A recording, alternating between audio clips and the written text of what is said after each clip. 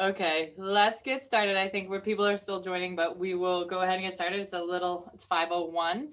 Um, I don't technically have to read the part about the public open meeting law because this is not considered an open meeting file under that. This is a public engagement session that we're thrilled to have the members of the public here to give us some feedback. But I do want to at least make sure people who are on the phone know who is here with us tonight. So welcome and thank you all for joining us tonight. This is going to be a presentation on our application to the Shared Winter Streets and Spaces Grant that is offered by the Commonwealth. And we are going to run through a quick presentation of what we have proposed to the state. We have not heard back yet and ask for feedback from the attendees. So there will be a question and answer at the end. So with us tonight on the panel. So right now it looks like we have 18 attendees. For those on the phone, when we get to question and answer, and Greg, correct me if I'm wrong, because I haven't done this one in a while, to raise your hand. There's a raise hand button on the bottom of your screen. If you're on a phone, you hit *9 to raise your hand. And to unmute yourself, you would hit *6 if you're on the phone. It looks like most people are not, and I can help with that when we get to question and answer.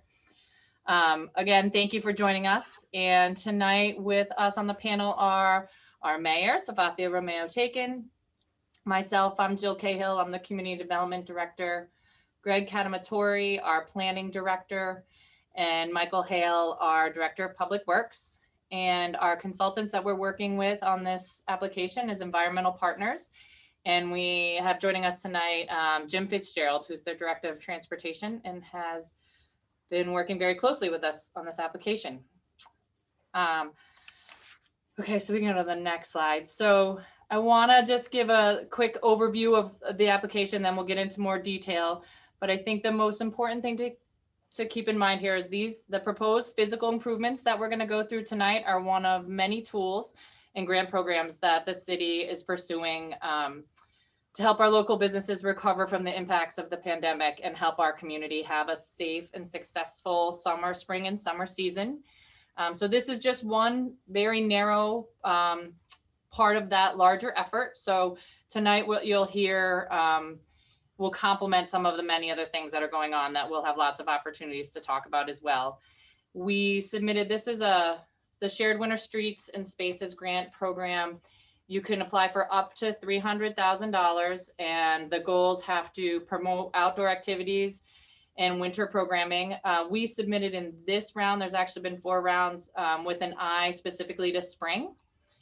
And improve safety of walking and bicycling. You'll see from this application that we really focused on mobility and walkability and connectivity of our harbor area and the downtown area, and improve walking accessibility for all ages and abilities. So you'll see a large focus on ADA accessible ramps on Main Street and Rogers Street. For us, this was really about improving pedestrian safety and mobility for residents and visitors and improving that visual connection between Main Street and the waterfront, and just really starting to connect some of the important parking options and connecting some more of our cultural assets with our business area. This slide goes over the decision criteria that the state has set up. So the project had to be a city-owned infrastructure, had to serve an environmental justice community, facilitate accessibility for children, youth, and seniors, promote walkability and access for all ages and abilities through ADA compliant infrastructure, and enhance connectivity and access to public transit, parks, and other open spaces. So I'm going to hand this over to Jim and he can go through the specifics. I do want to preface this too, just so people know the locations, they identified improvements, specific locations were all identified in a previous study that Mike worked on out of the DPW. That is an overall accessibility, ADA and accessibility plan for the city of Gloucester. I should note that in the application, and as we've discussed with the administration and the mayor, this is just one step in that process. We understand that there are lots of accessibility issues that need to be addressed, and we are committed to continuing to address them. These have risen, these came out in that assessment as kind of top priority. And so in what we fit into this specific grant proposal. So know that we do understand that this is a citywide issue, but for this grant purpose, we had to really focus it in one area. So take it away, Jim. Thanks, Jill.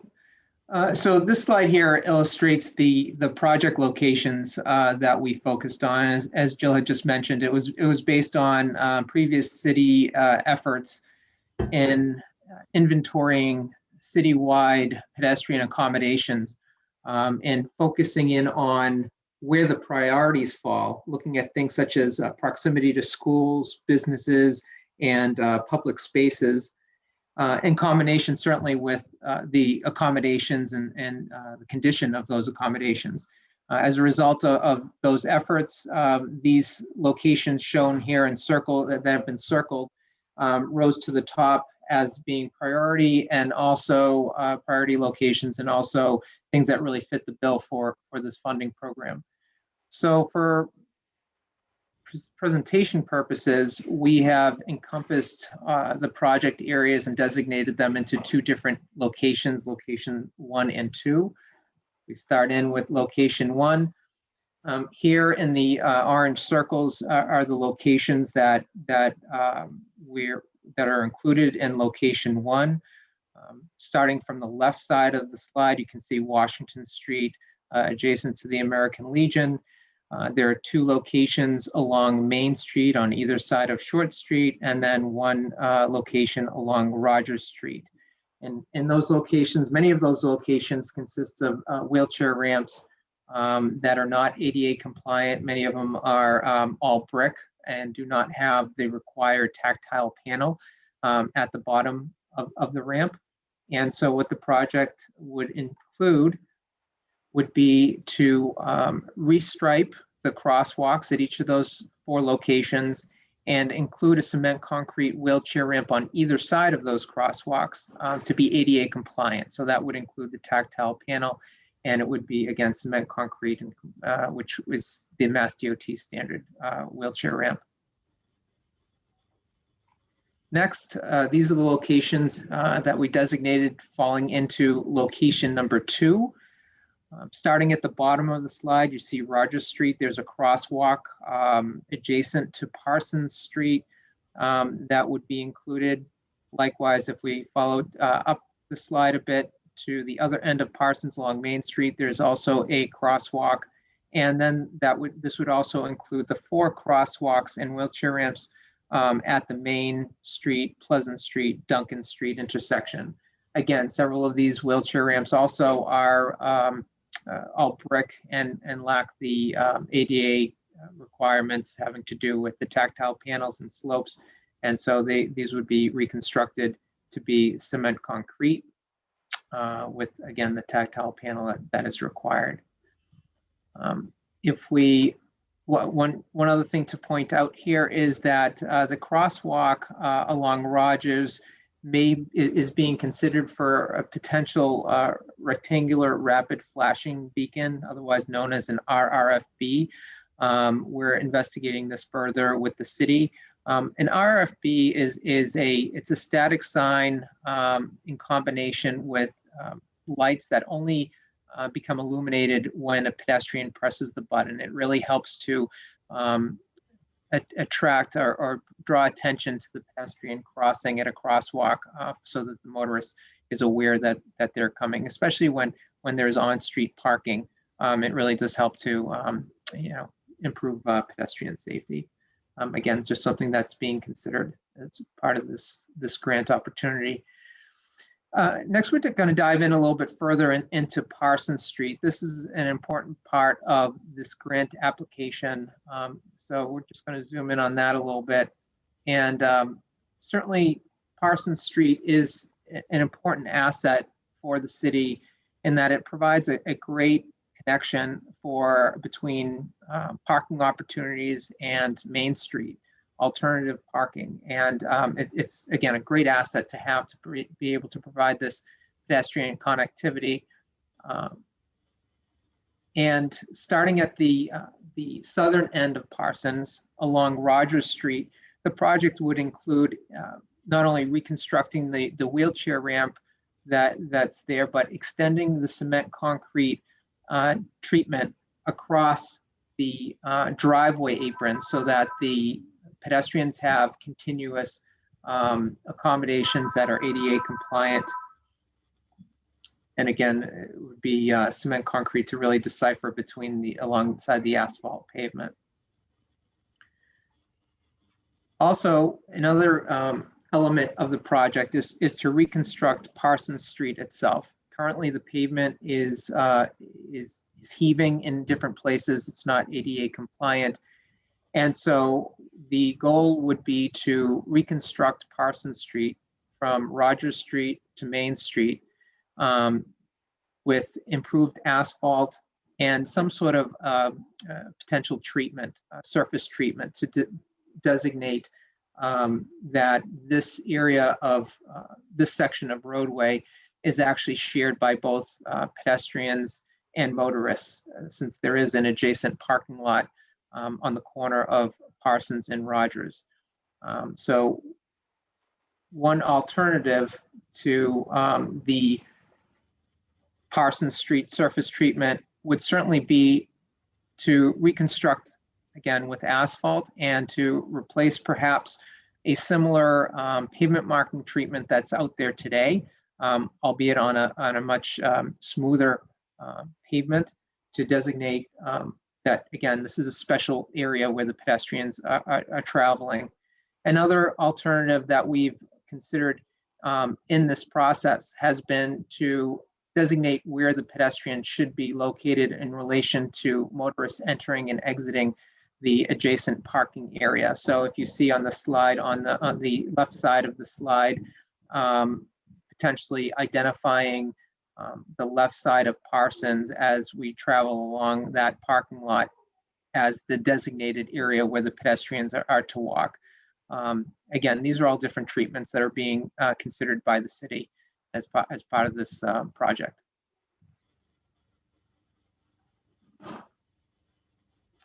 Thank you. Back to you, Jill. Yeah, absolutely. Mayor, do you want to say a few words? Absolutely.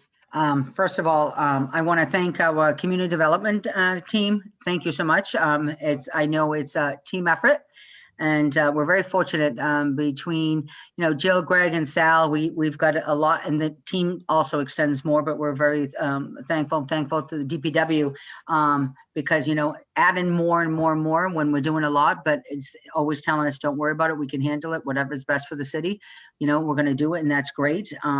And for the Commonwealth, actually, because even though the grant's not there yet, but just the opportunity to do this for downtown and to make sure that our safety is really important, to make sure that all pedestrians are able to go out, walk around, to enjoy mobility is very important for downtown too, because we want to make sure that we're turning 400 doesn't mean we have to stay in that way on our sidewalks and streets. We need to improvement, and when we can do that with collaboration with the Commonwealth, that's a relief. And I'm sure Mike will let you know the process on that one. So I want to hear what everyone has to say, and I'm so thankful, James. Thank you for coming forward and working with us, because some of the advices that like early, I can tell you all the advices I want. It doesn't mean we're going to take them, but the fact is, what's more important is that downtown become alive and vibrant, and let them know that our waterfront is too. And we're getting ready for the 400th, and it really is important to the whole city, not just our team, but the whole city, that we work together. So I am going to now mute and listen to what people have to say. So thank you. Thank you, Mayor. I want to just make a note again about, I'm sure there's people on this call who have lots of ideas for downtown and lots of feedback, and we are looking forward to hearing that. Tonight's questions, if we can keep them, please focus on this particular grant proposal. That would be much appreciated. I want to give everybody the heads up that we have been notified that we're a recipient of the local rapid recovery planning grant, which is also part of the economic development package. And we should be hearing from them this week and launching in March, an opportunity to really focus on the larger discussion around downtown that focuses on both short-term goals of outdoor dining, parking, lighting, permitting, kind of all the things that we did quickly last year. How can we do them better for this year? And it also includes a larger long-term discussion about a possible Main Street program or business improvement district infrastructure needs on a larger level. So we will have that opportunity for that broader, larger discussion this spring, which we're very thankful to the Commonwealth for the funding for that, and we're looking forward to that. So tonight, please, let's try to keep our questions focused on this particular project. A quick update on timeline, and I'll let Mike answer any questions about the construction schedule. But this grant, this funding, we need to be done by May 31st at the latest. And I know that Mike's team is ready to go. So I think if there's questions about that, I will hand those over to Mike. So if people have questions or feedback on what they've heard tonight, please feel free to raise your hand, attendees. Again, if you're on the computer, it should be at the bottom of your screen. And if you're on the phone, it should be *9. And I will kind of field through the questions and hand them off to people as needed. Jim, do you maybe want to go back to one of the overview slides? Because I have a feeling people will have questions about specific spaces. And so if you have a specific space question, we can kind of flip through them. I see former City Council President Joe Scialino has his hand up. So Joe, I will unmute you. Thanks for coming, Joe. Oh, no, I thought I unmuted you. You're still muted. Okay, can you hear me now? We can. All right, it's a good presentation tonight. I'm glad I tuned in. Two things I just want to discuss. One is, James, you talked about that sign on Parsons Street, no, excuse me, on Rogers Street that lights up. This one currently at Gordon's up the street, right at the top of the hill, that they push a button and lights up. And, Rogers Street is a speedway.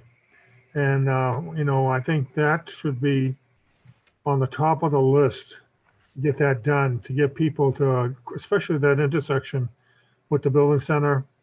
It's really dangerous. People, cars are coming in 4 different directions. But it's already in place. You don't need to experiment. It works. There were a couple of bad accidents at over there at Gordon's for the help, crossing the street to the parking lot from the factory. And they put in that sign. And, I go there, I go home that way and I see that thing blinking. And a lot of times you don't see the people that are trying to cross. So it's a good idea. I would suggest you put it on a top priority to get it done. The second thing I want to talk about is Possum Street. I like, what you're coming up with, and it's kind of interesting that, how you want to make it wheelchair accessible. It's going to be a little bit of engineering because it's really steep, to get up there. But one of the things that that's happened is that some lighting for Parsons Street was put in temporarily a year or 2 ago, and it's not very bright. It serves a purpose, but I think in your planning stage, if you're going to rip it up, that you should install proper lighting. So when people go there at night, it's well lit. That's a concern. Sometimes, Main Street is very pleasant during the day, but sometimes the atmosphere changes at night, and it'd be nice to have that well lit. That's pretty much, what I have to say, about what's going on. One last thing, that if there are any improvements in the hardware like benches or whatever that needs to happen. Long ago, the DDC, we had a decorator come in and gave us a plan for the improvements downtown, which are with the fixtures and the planters, and the color is black. And I've been noticing that when we get a new bench and new this, that it's been coming in different colors, greens and whatever. So we need to go back to that to have a scheme. So one end of Main Street is the same as the other Main Street. The benches all match. I'm sure Mike Hale is familiar with it. Well, whatever we do in this phase, and if we do install any type of fixtures, that they should be, the color black, because that's what the majority of everything is in. So other than that, I'm looking forward to listening to all the comments. Thank you, Joe. Thank you. Thanks, Joe. I see Councillor Cox has her hand up. I have you unmuted. Hi, can you hear me? We can, thank you. I just have one great presentation. I'm very much looking forward to all of this. Super excited. Thank you for going for the grant. When you're going up Washington towards the Rotary, just north of Middle Street, that intersection there, maybe across from Scalafani's, that crosswalk is, I've got a lot of complaints about people speeding through there, and when people are parked on either side, it's hard to see the people in the crosswalk. And a lot of the neighbors have suggested those crosswalk signs that you put in the middle of the road. I'm generally not a fan of those, but are we thinking about putting any of those in with this grant? I don't, the ones that go in the road? Yeah, they're stand-up signs. They go in the middle of the between the two lanes. They often end up in the trash because they get hit a lot in drug miles. But they are not currently proposed in this grant. I will say, Counselor, if you want to see, so there is a plan that identifies all the needs in the intersections. We'd be happy to go through that with you to talk about where that particular intersection falls. But no, we have not introduced anything new like that. One of the things that we're very sensitive to, and Mike can speak to, is making sure that whatever we install can be maintained and doesn't become a larger burden for the city to keep in working condition. So at the moment, that's not on there, but it's always, we always can consider those for discussion. Okay. I am also a big fan of not creating more maintenance for the city. So I tend to agree with you. I'm just wondering if there's a better, more modern solution to trying to get attention to the middle of the crosswalks. So far I haven't seen anything, so. Jim is more of an expert in this, so I don't know, Jim, if you have a response for the counselor.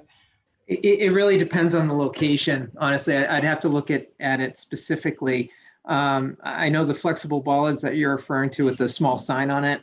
And certainly there's a time and place for every treatment, but I'd have to really see the specific location, see if what the right application would be, quite honestly. Great, thank you. Next time you're out, let me know and I'll walk you around. Perfect. Yeah, definitely. That sounds great. All right. Thanks. Thanks, Counselor. Was that all? Yes. Okay, fantastic. Adam Farber has his hand up. Let's see. All right, Adam, you should be all set. Hope you're still muted on. Yes, I'm here. Thank you for doing this. This is great. Two questions. Are these changes and updates only going to happen if this grant comes through, or if we do not get the grant, are these still in the plan? Is my first question. Second question is, Jill, you had mentioned trying to do more to connect parking on Main Street and by the seaport with Main Street. Is signage part of this? And maybe that's part of a different plan altogether, but signage while people are driving to point them to parking lots, and then signage after they park to guide them towards other areas. So, okay, so two questions, and Mike, you can jump in on the first part if you see fit. So so the larger plan of these improvements is with DPW and is part of the overall sidewalk and accessibility improvements. This grant, we feel pretty confident about this grant as it's part of the larger economic development package. So I think with this grant will accelerate them getting done. Would you say that's a correct answer, Mike? Do you want to add anything? No, Joe, I think that's pretty accurate. As funding allows itself, we try to make improvements to pedestrian access citywide. All, paving projects with new sidewalks are ADA compliant, and we have picked away at the ones we can in the downtown area with some, I wouldn't call it discretionary funding, but some additional funding that we may have in our budget. So it's funding, everything's funding dependent. But we're feeling pretty good about this one, and most importantly, it kind of helps us accelerate getting some of these done in time for this season.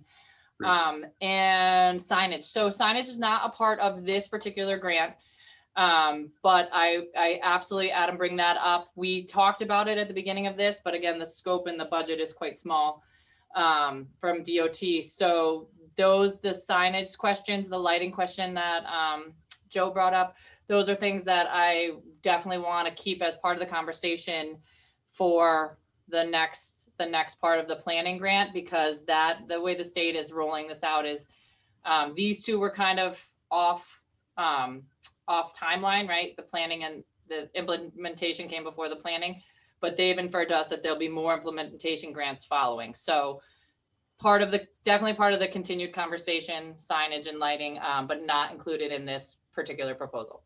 Okay, thank you. Yep. Thank you, Adam. I have Joanne. I don't want to say your last name wrong, so I'm going to unmute you.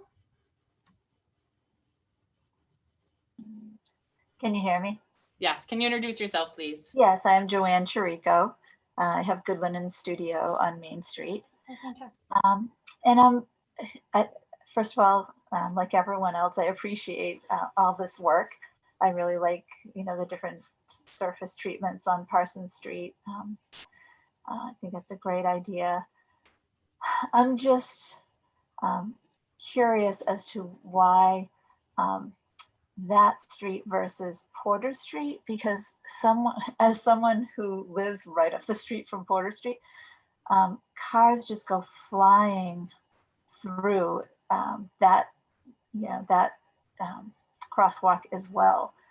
Even when I'm sort of halfway into the crosswalk, people just fly right through. So it seems like you could use another one of those flashing posts there. Okay, so you're suggesting we take a look at another the possibility of another RFBB. I think that's what you call them, right? I've learned a lot about crosswalks in the last couple months. At the end of Porter and Rogers. Absolutely. Either, Okay. Either that one or the one that's right in front of Cape Ann Savings. Both of those, it's one crosswalk after the other and people fly through both. And there are cars that can park right across from Cape Ann Savings and then right sort of in front of it on Porter, on Rogers Street, I'm talking. Right. So either one of those crosswalks, it would be a huge benefit to have the flashing sign, because also people go over to lap 43. No, I'm gonna forget what it's called now, but people just walk across the street there too. And when cars are flying by, it's bad. Yeah, even when you're halfway out, as I said. Yeah, the mid-block crossings and the crossings of Rogers are definitely something we talked about. For this project, we focused on the Parsons Street because of the pedestrian access and the ADA accessibility goals of Parsons, that particular walkability piece. But that's definitely something that we will take into consideration. And just so everyone knows, I am taking notes. I don't know if you can see that or not. So all of these things are, we'll go back to our team for discussion and back to the state for, when we get feedback on the grant. So on the proposal. So thank you. We'll take that into consideration. All right, I have one other thing, and I course. don't know if this is something that can sort of be woven into what you're already doing, but there are several spots along Main Street where the concrete has heaved, and one of them happens to be right in front of my shop. And I have seen so many people take a header there. And I'm wondering if there's some kind of a process by which you can grind down that part that has heaved. Because we're talking about safety here. I feel like those spots that are heaved are a huge safety issue. And the other safety issue is sort of the inconsistency in the granite, the granite that is around the trees on Main Street, right in front of the West End Salon and Spa. That is a place where I've seen people fall with regularity because they just catch their foot. Everything kind of narrows down right in front of the salon, and they catch their foot on the granite curbing that goes around the tree and go flying. So I don't know what the answer is because there is such inconsistency all the way up and down the street with what's around the trees. But I feel like that's a big thing to look at. And, I've seen in different cities where they have either seating around the tree, like some kind of a bench or something that just sort of, allows people to say, hey, there's something happening there. I'm going to look up and not trip right here. So yeah, I think if anyone's paying attention to that's another problem on Main Street. Yeah, absolutely, Joanne. Thank you. Mike is on the call, so he heard you. So from the DPW perspective, it's not covered in this current grant, but these are the topics and the things that we will definitely be discussing in the next one. To prepare for this grant, so each of our teams, well, Mike and his team obviously know every inch of sidewalk in the city, but the DPW team and the community development team walked Main Street and identified many of the things that you're talking about as well. So know that they're on the list, and we are working towards trying to find some remedies for them. But thank you for bringing them up for sure. All right, thank you. Yeah, absolutely. Thank you. William Gleckner. Yeah. Hi. I'm just wondering if it's sort of within the bounds of the grant. Oh, you muted yourself there. You muted yourself. William, there you are. Yeah. Can you hear me? Yeah. Hi. Yeah, I was just wondering if it's within the grant or whether it's something you considered to put any vegetation or tree, for example, on the Parsons Street. It's actually not within this grant because it's a DOT grant. But so we did not discuss it within this funding. It wouldn't be eligible within this, but again, certainly something that we could think about longer term. I think with the resurfacing now, I don't think that putting a tree into that at this time would make sense if we're going to resurface it, but we are definitely taking into consideration for this next step of discussion, additional aesthetic improvements, including the lighting. And I think greenery in general could certainly be a part of that discussion.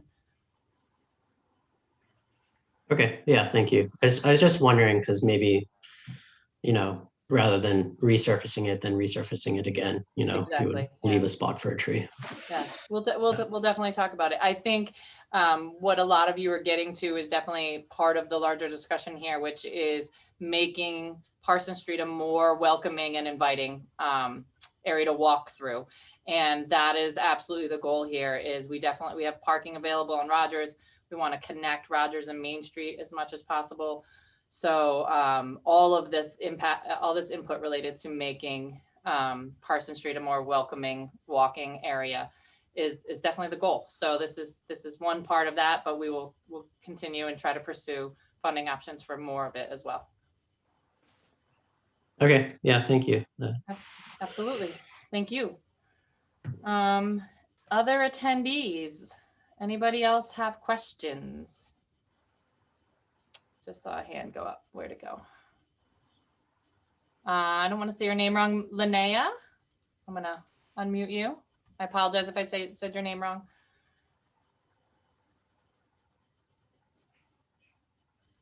You've been unmuted, but you're still appearing as muted on your end. There you go. All right. Yes. Okay. Please introduce So, yourself. yeah, you nailed my name. Thank you. Oh, good. Thank you. Yeah. So I work at Senior Care, and Senior Care is also the backbone agency for the Age and Dementia Friendly Cape Ann initiative. And I just really want to give a shout out and applause for this. It's absolutely fantastic, and it's right in line with age friendly practices. I love transportation vocabulary, so I'm going to say I would also give another thumbs up for that RRFB.